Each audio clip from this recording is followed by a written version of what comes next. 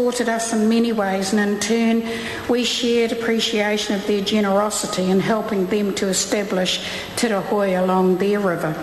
So close is the relationship between Whanganui and Waikato that Dame Te Ata bestowed upon our old people the honour of naming her mokopuna Ngā Waihonoi Te Pō, the daughter of Kingi Tūheitia, and also Amaya, the daughter of Tipa, Lady Raiha and Sir Robert's daughter. These connections, lifelong, tribally bound and personally linked, are the ones that we will treasure forever. When we see them, we will remember Raiha. But there are other associations that I want to mention. Raiha and I were part of the National Employment Network during the 1980s, working on Māori access and Māori business development. We were both engaged in job creation in our respective rohe, and it was through that capacity that I developed a huge admiration for her, which continued to this day. Raiha was very involved in Tainui's response to the high unemployment at that time, including running a number of programs within Waikato. And the thing that I liked most about her was that she was a true visionary, able to see a pathway forward and then put the energy and determination in to make it happen. She was hard-working, extremely committed to her people, and would stop at nothing to make the difference. And finally, I want to extend our love and our support from the Māori Party to the wānau hapun iwi whom Lady Raiha leaves behind. She was extremely aware of the enormous sacrifice that her husband, the late Sir Robert, made, and the commitment that he made to the people of Tainui, a commitment that essentially he gave his life for. Lady Raiha was determined that her whānau would continue to function and indeed to succeed in every aspect of their world. She was literally the heartbeat of her family. And so today our aroha goes out to her children, particularly to our colleague Nanaya, her mokopuna, the people of Tainui, and also her Ngāpuhi people in Kawakawa.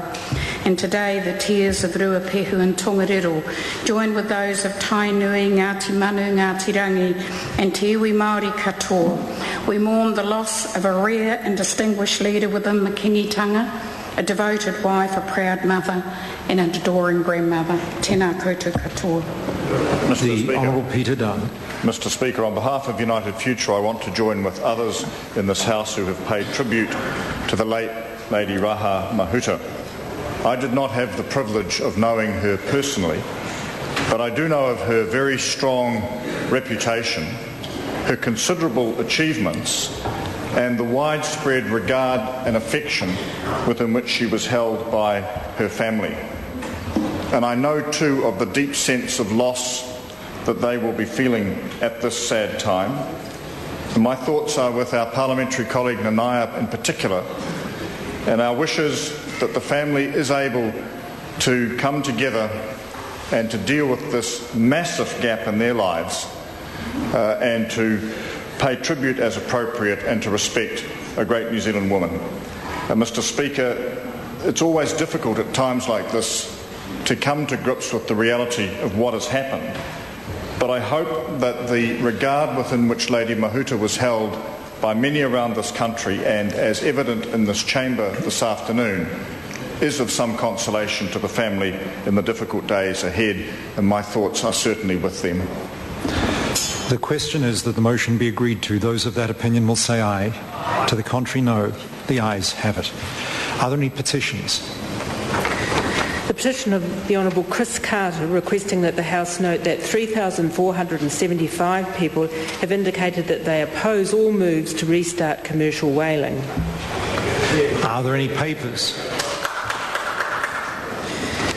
The agreement between the Government of New Zealand and the Government of the Republic of India on air services, the agreement between the Government of New Zealand and the Swiss Federal Council on air services, agreement between New Zealand and the European Community on certain aspects of air services, the agreement between the Government of New Zealand and the North Atlantic Treaty Organisation on the security of information, agreement between the Government of New Zealand and the Government of Japan on petroleum stocks contracts, treaty between New Zealand and the People's Republic of China on mutual legal assistance in criminal matters, agreement between New Zealand and the Republic of Austria with respect to taxes on income and capital with protocol, agreement between the Government of New Zealand and the Government of Ireland concerning co-production of films, agreement between New Zealand and the European Union on the participation of New Zealand in the European Union police mission in Afghanistan. Those papers are published under the authority of the House. Are there any select committee reports?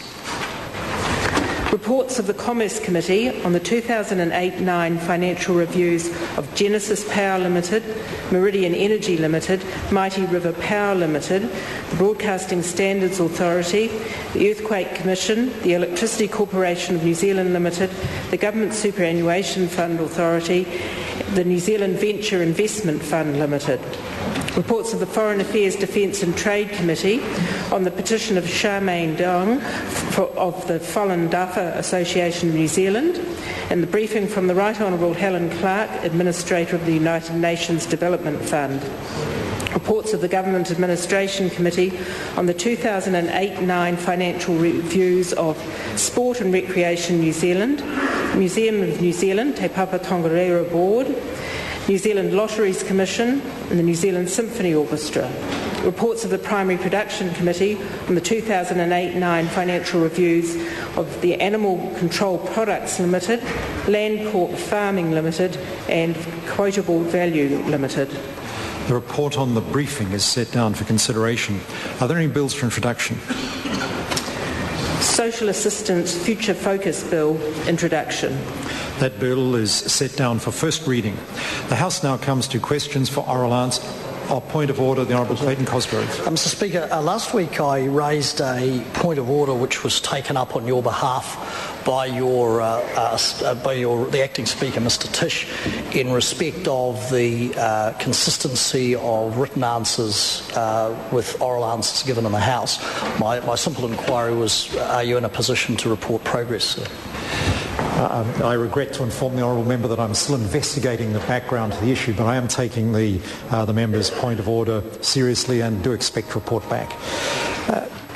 The first question today stands the name